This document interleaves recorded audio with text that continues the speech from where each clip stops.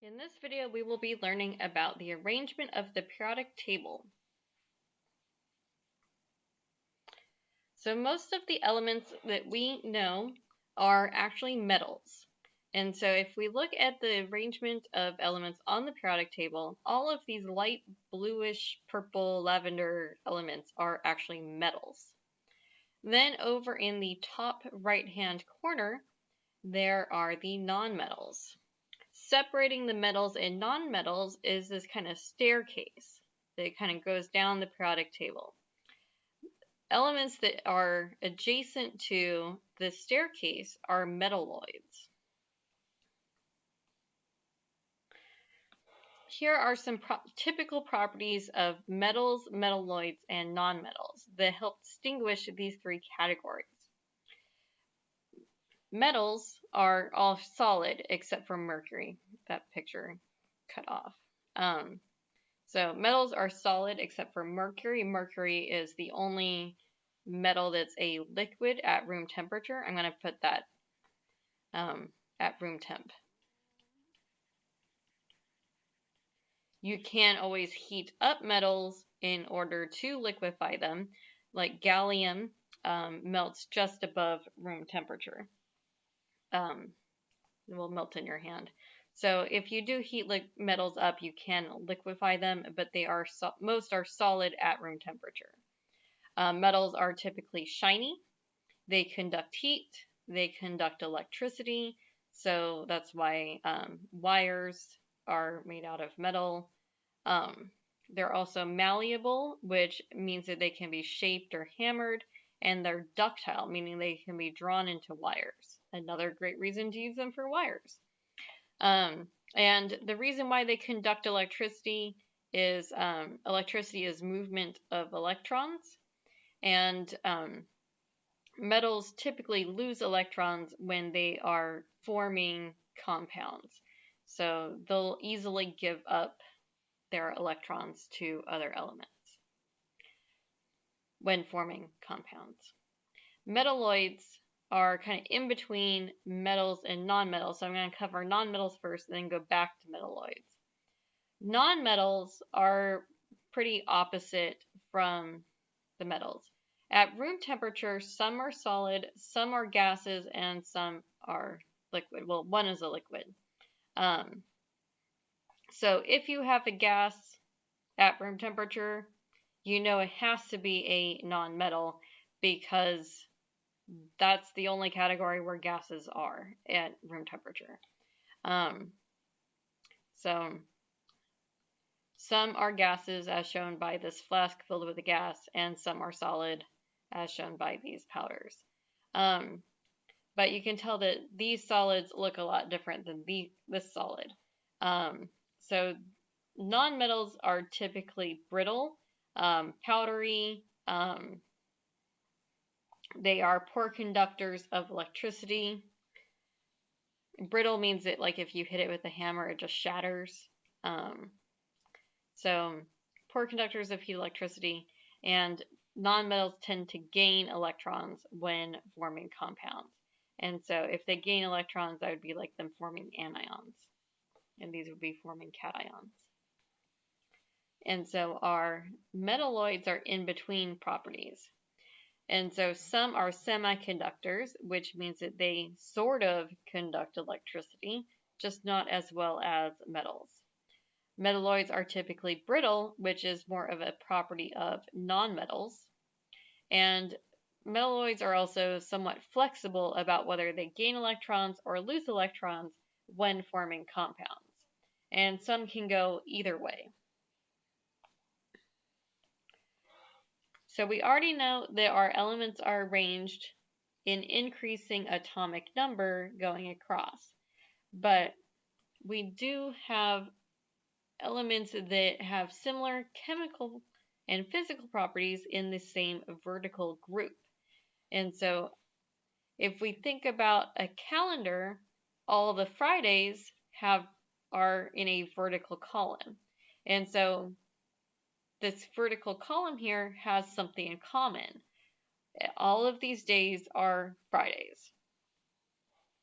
And then a period in time goes across. And so a week goes from Sunday to Saturday. So a period in time is a horizontal row. So on our periodic table, horizontal rows are called periods, and vertical groups are groups. Vertical columns are groups, and horizontal rows are periods. I can form sentences, I swear. So since our groups have similar chemical and physical properties, we have named certain groups. And we have also named some regions.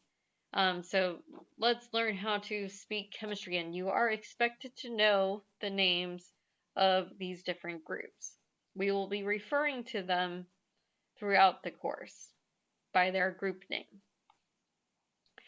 Group 1, as indicated by the 1 up here, this is an alternative group numbering scheme down below, which sometimes is written in Roman numerals, but we'll just be using the simple Arabic numbers, which go from 1 through 18.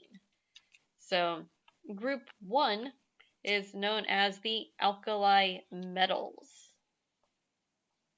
Group 2 is known as the alkaline earth metals.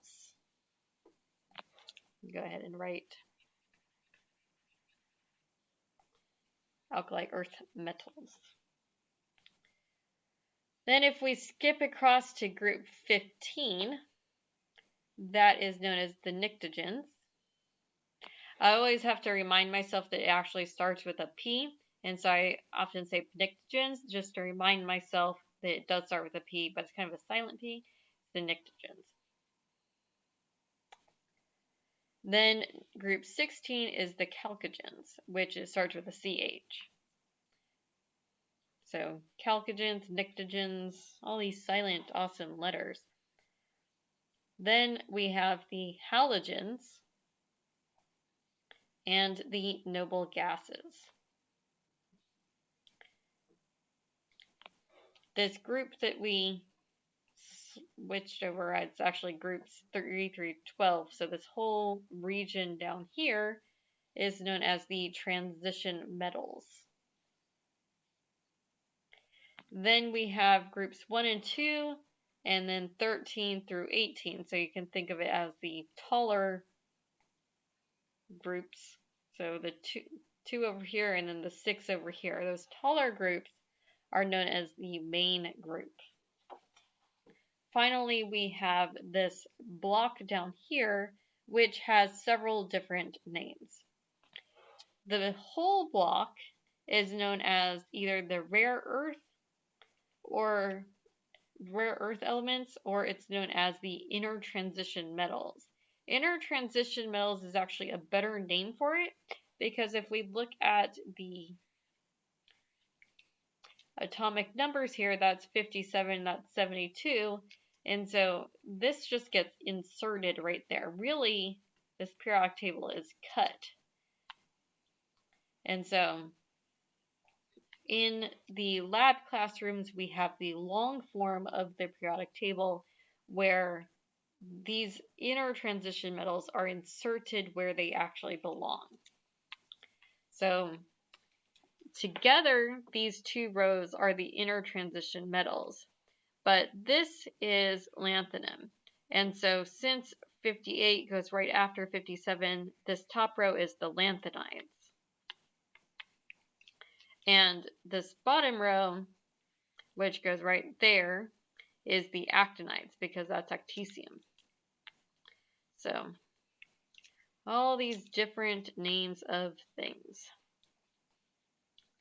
We can use the different names to identify different elements. So go ahead and pause the video and try to work out the group numbers, period numbers, and regions, and whether things are metals or non-metals to fill in the missing regions of this table. And then we unpause the video when you are ready to go over it.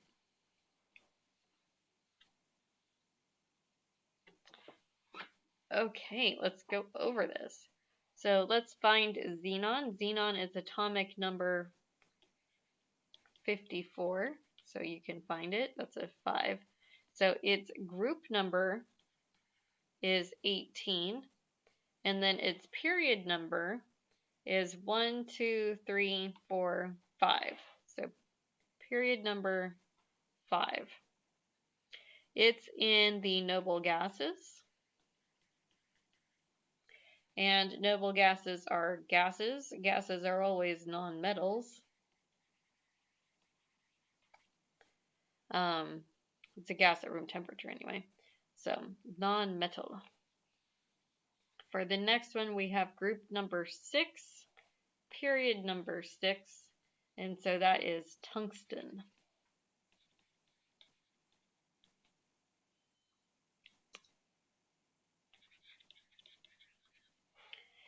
Tungsten is in the transition metals.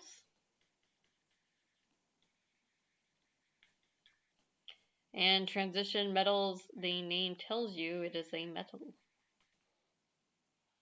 Bromine, which is Br, is atomic number 35, in case you couldn't find it.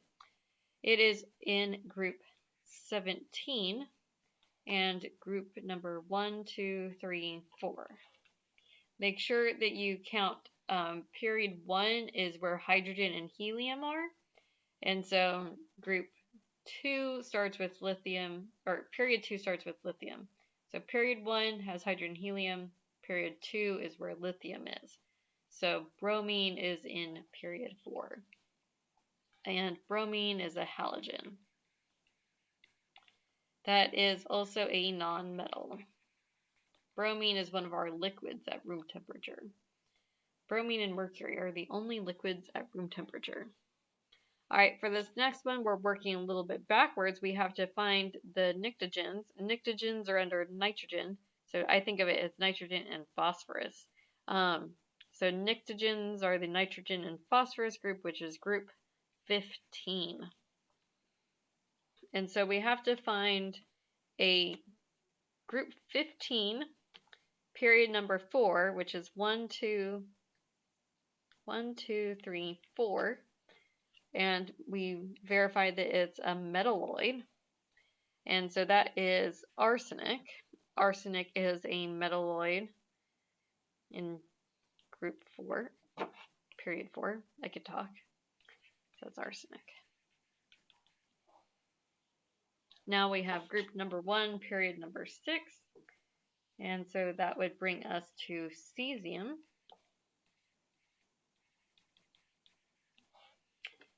Cesium is an alkali metal. Alkali metals are metals. And so we can just go through and make sure that I didn't totally botch anything. And it looks like we're good. All right, so as I said, vertical groups are grouped together because they do have similar properties. And so Dmitry Mendeleev, who is accredited for developing the first periodic table in 1869, he recognized that there were repeating patterns for properties of the different elements. And what was special about his periodic table is that he left blank space for elements that had not yet been discovered. And he used the properties of the elements surrounding those to predict the properties of those missing elements. And so here's an example of his prediction for gallium. And so he predicted it would have an atomic mass around 68. Its actual atomic mass is around 69, but that's pretty close.